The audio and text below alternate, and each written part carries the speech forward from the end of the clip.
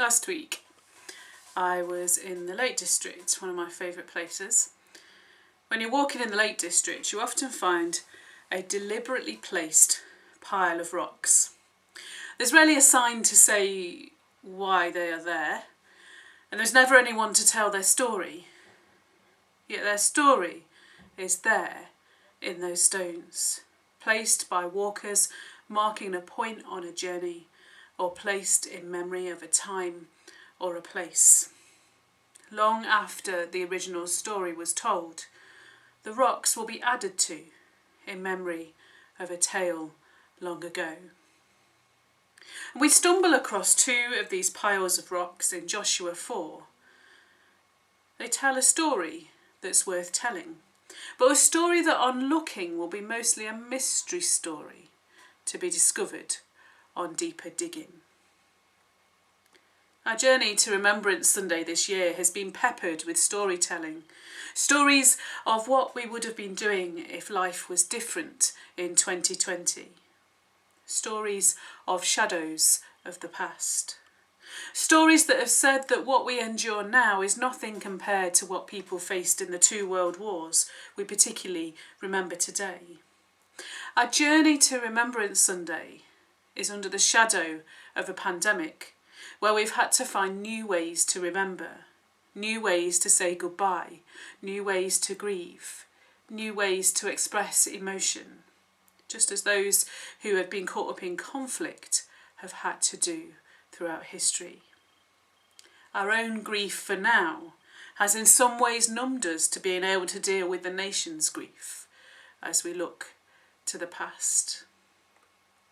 But it is important that we still stop and remember, because it reminds us of the bigger picture. It reminds us that what we are going through now is not an isolated incident of lives being turned upside down, of separation from loved ones and not knowing when it's all going to end. As we remember those who have died, both those who have fought and those who have lost lives as a consequence of war, we remember stories of endurance and sacrifice, which speak right into the heart of where we are today. Just as the remembered story of the Israelites travelling to find the promised land in Joshua inspires our faith, so do the stories of people who have stood up for what is right and just in the face of the enemy. But what does it mean to remember? We can't remember them really because we did not know them. Most of us haven't lived through war, and their stories are not our stories. Simply remembering that this happened cannot be enough. Going on with our everyday lives, making no change as a consequence of this, it's not enough. Our remembering needs to lead to small changes in actions and understanding.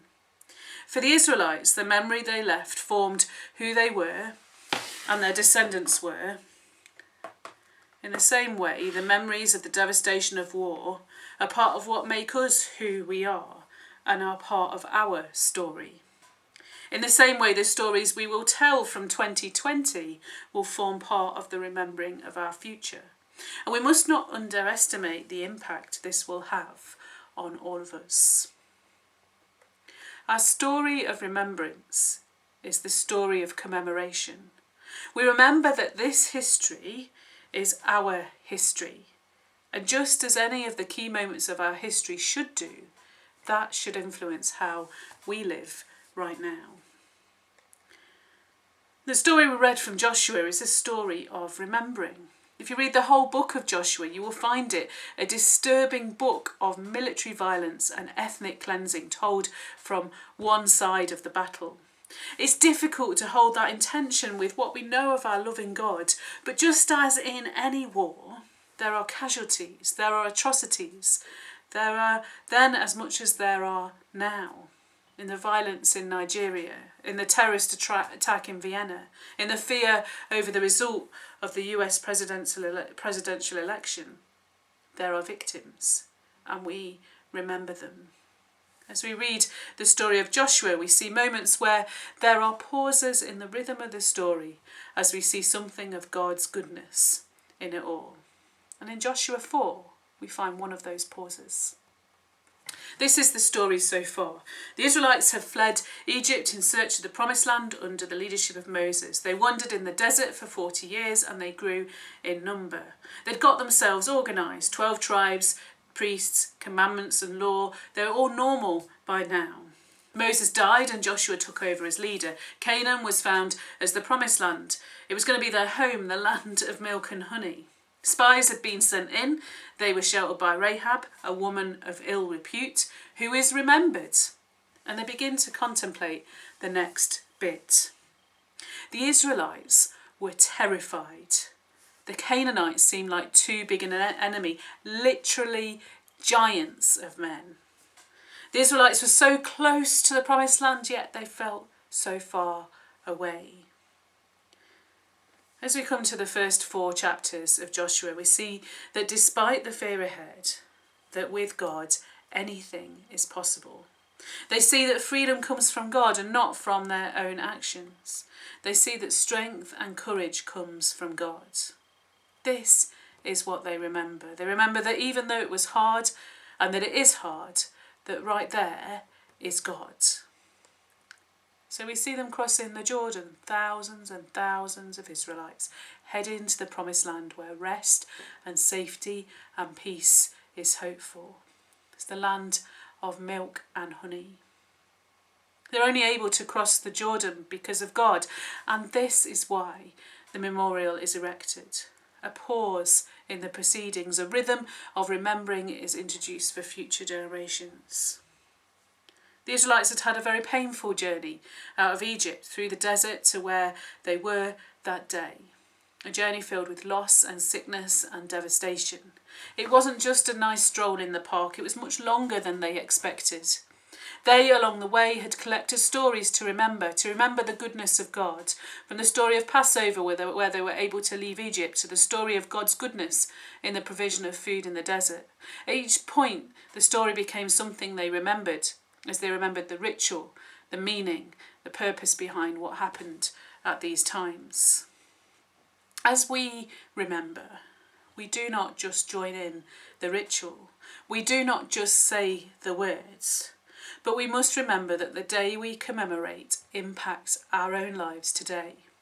It not only makes them what they are, it not only lives us with freedom to live in the way we do, but it gives us a responsibility to live in a way that means that we do not find ourselves in that situation again, that the world does not find itself in that situation again. One of the saddest things I think about today is that the world is not far from where it was then. Despite the fact that we are suffering something together, there is still hatred, there is still war, there are still atrocities. But because they don't affect us directly, our remembering so often leads to no change in us, no change in how we relate to the world around us. As we remember with and alongside others, our story is linked with the stories of others. As we link our own stories with others, we understand more and more of what it means to say never again. And we understand more and link more to the story of God, who in the restored world described in Revelation promises no more war. As we link our own stories to others, as we remember, it puts our lives into perspective and it helps us to work out what sort of people we are meant to be. For the Israelites on their way into the promised land, as they paused to erect not one but 2 memorials, one in the riverbed where they walked and one in the place they would camp that night. This story of God's faithfulness becomes part of their nation's story. It's a sign and a memorial, authenticating that the event actually happened. And it's a question point that stops children in their tracks as they ask why, and the story is told again. As we wear our poppies, or feel lost without one, this year with pride, what does it mean? As we stop and we stand in silence on our doorsteps in place of normal gathering, what does it mean? As we say, we will remember them, what does it mean? Does it mean anything unless we, with one eye on the past, look to the future and step forward each day, vowing to work so that these things will once again be no more? As we look up and see the cross and we wear it round our necks, what does it mean? Does it mean that we actively take up our crosses and follow him, or do we nod to it as we go our own way? Does it mean anything unless we, with one eye on the past, look to the future and step forward in the way of Jesus, remembering his faithfulness as we vow to live our lives the best we can as imitators of him? In the Israelite story told in Joshua, as Joshua erects the memorial in the middle of the Jordan, it's at the feet of the men who are carrying the Ark of the Covenant. It is at the feet of the very thing that reminds us of God's place in it all. To the Israelites, the Ark of the Covenant was a sign that showed them God's place in it all. It reminded them of the story of God's faithfulness in drying up the Jordan. God is there at the centre. And it reminded them of the power and presence of God. Without God, the promised wasn't possible. Without God, restoration is not possible. Without the cross, where would we be? It's important we have days like today, Remembrance Sunday, and symbols like the poppy and the rhythm of our lives that remember past events. We may in the future remember 2020 like this, and perhaps our story will live on in this way as we return to what matters. These kinds of days are important, and there are a few reasons why.